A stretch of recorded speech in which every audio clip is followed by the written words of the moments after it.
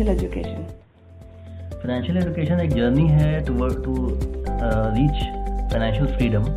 Financial freedom मतलब ये हुआ कि आप अपनी ज़िंदगी अपने हिसाब से जीते हैं। और हमारे स्कूलों में ये चीज़ें ज़्यादा बताई नहीं जाती हैं, जिसकी वजह से बच्चों को ये पता नहीं होता है कि वो जब ज़िंदगी में कमाएंगे पैसे तो उनका करना क्या है, उनको कैसे इस्तेमाल करना है, उसको कैसे ग्रो करना है। लाइफ में जो एक फ्रीडम जो चाहिए होता है, हर इंसान की ये ख्वाहिश होती है कि वो अपना वक्त अपने हिसाब से बिता सके। फॉर एग्जांपल अभी मैं इंटरव्यू देख रहा था बेजोस का, अमेज़ॉन का मालिक, वो भी यही कह रहे थे कि हर इंसान की ख्वाहिश होती है कि वो अपने वक्त को अपने हिसाब से इस्तेमाल कर सके। अगर उसको हॉलीडेइंग का मन है तो वो हॉलीडेइंग कर सके, उसको 24/7 की जॉब में वो ना फंसा रहे। तो बेसिकली ये वो आपको अचीव करने में हेल्प करेगा। फाइनेंशियल स्ट्रक्चर करने से ये होगा कि क्वालिटी ऑफ लाइफ आप इम्प्रूव कर सकते हैं। फॉर एग्जांपल, आप एक जॉब में हैं, आपको ये नहीं बताया जाता है कि आपको उस पैसे को घर पे रखना है या सारा खर्च कर देना है। आपके घर में कोई बीमार है और आप 20 साल से जॉब कर रहे हैं, आपने कोई पैसा जमा नहीं किया है। आपके घर में कोई बीमार है, आप वो जॉब छोड़ के नहीं जा पाते हैं, उसकी कोई आपकी माँ है, आप उसको वक्त नहीं दे पाते हैं क्योंकि आपके पास पैसा नहीं होता। जबकि आप 20 साल से बहुत अच्छी जॉब कर रहे थे, आप कमा रहे थे, बट आप you have not earned enough कि जब उसको ज़रूरत पड़ी तो आप उसको वक्त नहीं दे पाए, आप वक्त नहीं कमा पाए अपने लिए। तो फाइनेंशियल एजुकेशन करता ये है कि आपके जो पैसे को वो ग्रो करने को आपको सिखाता है, ताकि पैरेलली जब आपको आपकी ज़िंदगी आपको बुलाए तो आप उस तरफ जा सकें। हम एज यूथ पहला स्टेप क्या लें कि हम अपने पैसों को सही तरह स्पेंड करें और सेव भी करें? So what is the first step? Financially सही डिसीजन लेने के लिए सबसे पहला ये होता है कि आपको समझने की ज़रूरत ये है कि ज़िंदगी में आपकी जो ज़रूरतें और ख्वाहिशात हैं उनमें डिफरेंस क्या है। सबसे पहले तो आप 3 चीज़ों में चीज़ों को बांटिए, कैटेगरीज में बांटिए: नीड, कंफर्ट, लग्जरी।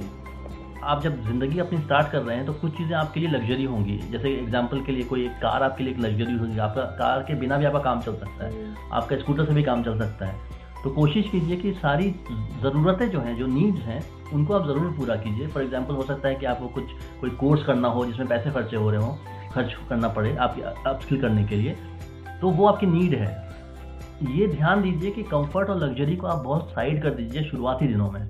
उससे ये होगा, आप अचीव ये कर सकेंगे कि गोइंग फॉरवर्ड 10 साल 15 साल के बाद आप सारे कंफर्ट और लग्जरी को आप पूरा कर सकेंगे, आप नीड से कहीं ऊपर उठ चुके होंगे। दूसरा कंसेप्ट ये बहुत दिमाग में डालना ज़रूरी है कि अगर आप 100 बचा सकते हैं तो आपको 100 ही बचाना है। अगर आप 1000 बचा सकते हैं तो आप 1000 बचाइए। लेकिन आप कहिए कि नहीं, हम तो 50 बचाने के लायक हैं, हम क्या होगा जब अमाउंट बड़ा होगा तो हम करेंगे। तो this you have to save percent wise, you don't have to save कि आप 50 बचाइए या 50,000 बचाइए। ये जब आप डिसिप्लिन लाइफ में डालते हैं तो वो अपने आप बढ़ता रहता है और अपने आप को रिजल्ट आने लगेंगे। ये सिस्टमैटिक आप अपने ज़िंदगी में ये सिस्टम बनाइए, वो सिस्टम काम करेगा, आपको कुछ करना नहीं पड़ेगा, वो ऑटोमेटिकली होने लगेगा।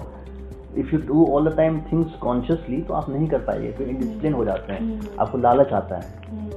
अगर आपने सेट किया है कि आपको 2000 रुपये महीने बचाने हैं तो आप 2000 रुपये महीने बचाइए। और ये बहुत इंपॉर्टेंट बात ये है कि आप जितना भी सेव कर सकते हैं ये इंश्योर कीजिए कि वो आप ज़रूर इन्वेस्ट कीजिए। फॉर एग्जांपल, अगर आप 100 रुपये आज की डेट में सेव कर सकते हैं तो आप इंश्योर कीजिए कि आप हर महीने 100 रुपये सेव करेंगे। आप इसका वेट मत कीजिए कि जब मेरी बहुत सैलरी बढ़ जाएगी और 1000 रुपये जब होने लगेंगे, क्योंकि 100 रुपये से क्या फ़र्क पड़ता है, फ़र्क बहुत पड़ता है। वो उसकी वजह ये होगी कि जो कंपाउंडिंग का जो इफेक्ट आएगा वो आपको लॉन्ग टर्म में ही दिखेगा। और जब आप बहुत शुरुआत से ही 100 रुपये कर रहे होंगे और जो 100 रुपये, 200 रुपये, 500 रुपये जो बढ़ते चले जाएंगे, ये सारा कंपाउंडिंग इफेक्ट में आपको दिखने लगेगा। और इसके बारे में डिटेल में तो बाद में हम लोग बात करेंगे, लेकिन इसके बारे में हम बता रहे हैं कि एल्बर्ट आइंस्टाइन ने कहा क्या था। एल्बर्ट आइंस्टाइन का ये कहना था कि compounding is the 8th wonder of the world.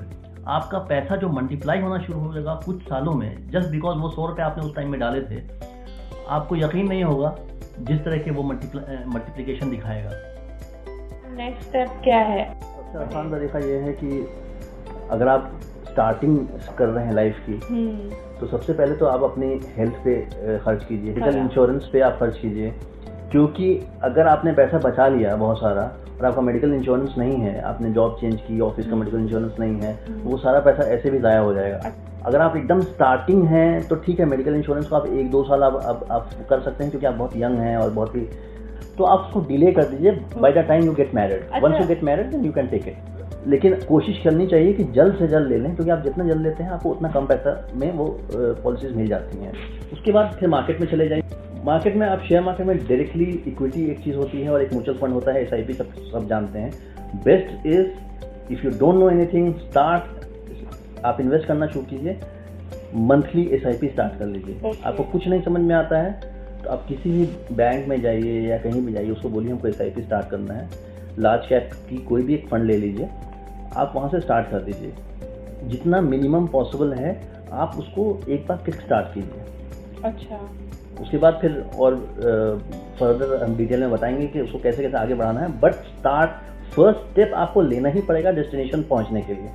First step is most important, बाकी रास्ता वास्ता आप सब ढूंढ लीजिएगा।